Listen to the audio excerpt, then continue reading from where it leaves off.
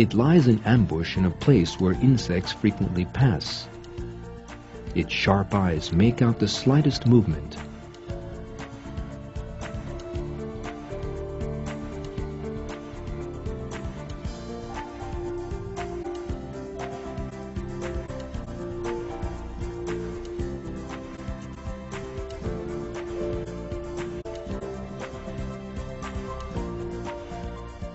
It then wraps its prey up in special silk.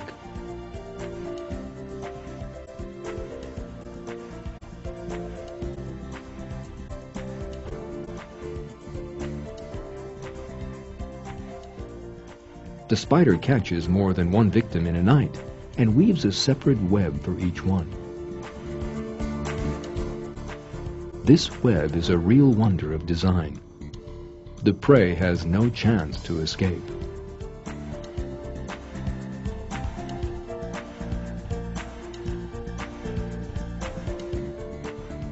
The hunting method of the bolas spider is another miracle of creation. This spider uses an irresistible method for attracting its prey, the male moth.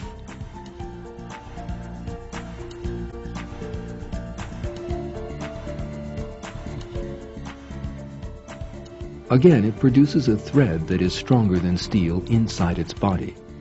This thread is covered with sticky droplets.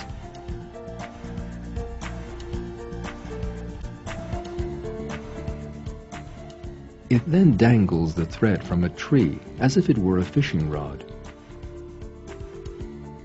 making little casts and waiting patiently, just like an angler. The spider has an ingenious trick for attracting its prey. Female moths release the hormone pheromone to attract male moths to them. The spiders reproduce this smell and place it at the end of their traps.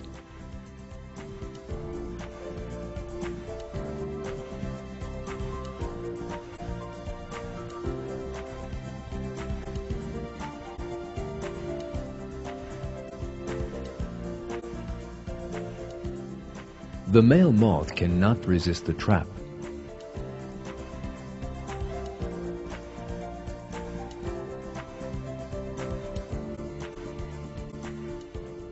When the moth approaches, the spider starts to wave the thread like a lasso.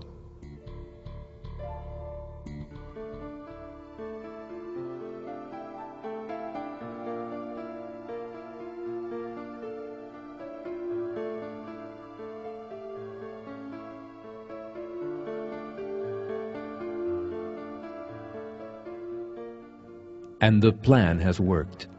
The prey is caught.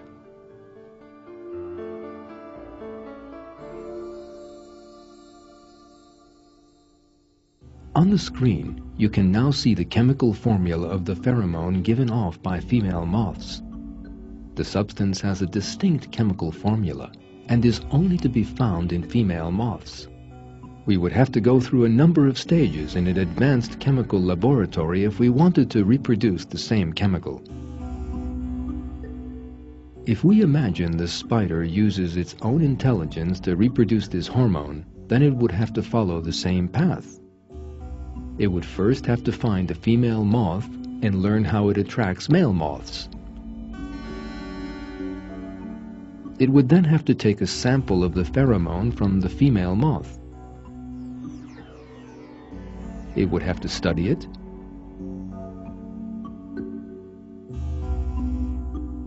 and carry out lab tests according to the formula it finds.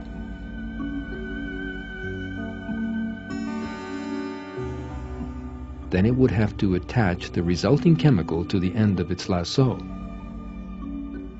However, this tiny spider possesses neither the intelligence to follow such a procedure, nor the education, nor a chemical laboratory. So how has this spider managed to reproduce that pheromone just like a chemist? How did it come to think of sticking it on the end of its thread?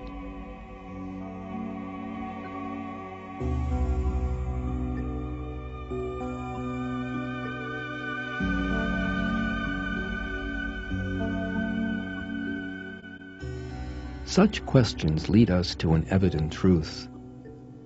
The chemical pheromone, the moths that produce it, and the spiders that use it for hunting were all brought into being by Allah.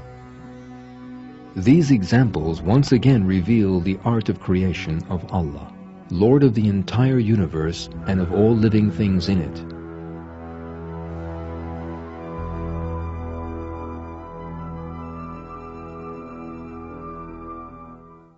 Another species that uses a very intelligent technique to catch its prey is the trapdoor spider. Instead of using a web like other spiders, this species attacks from beneath the ground. It first digs itself a burrow in the ground and then makes a round cover for its lair using silk and pieces of earth. It sticks one edge of the cover to the ground like a hinge. It stretches taut threads outward from its lair,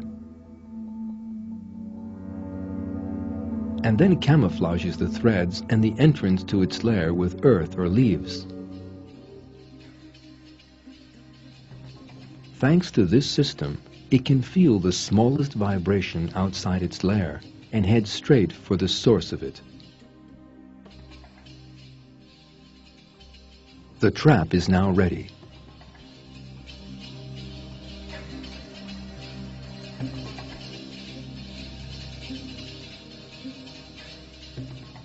The insect approaches with no idea that anything is wrong and falls prey to the spider.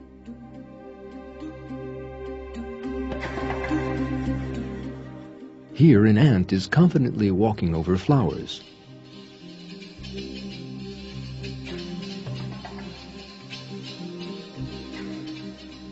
This flower is the spider's booby trap.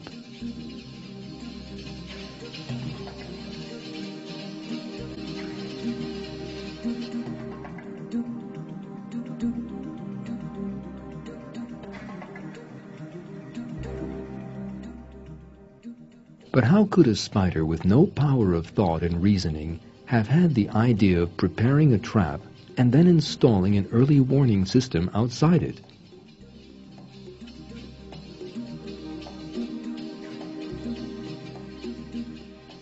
Who taught it to hide its lair by imitating the flowers on the ground?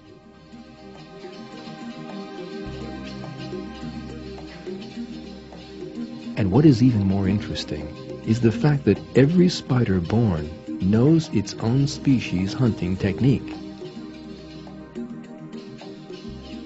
This young bolus spider has made its first lasso. The spider is even smaller than your fingertip, and the lasso tinier than the head of a pin. This newly born Dinopus spider has woven a miniature web. The baby spider is an engineer from the moment it comes into the world.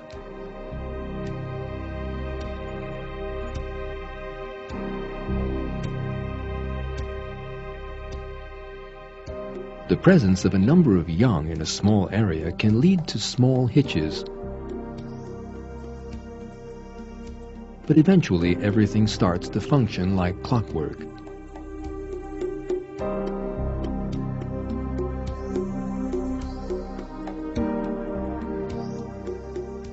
These baby spiders will soon leave their mother to make their own nests. There is no doubt that this shows that spiders are inspired to weave webs and build traps. Neither is there any doubt that it was Allah, the Lord of all the worlds, who creates these creatures with these wonderful features and inspires them what to do.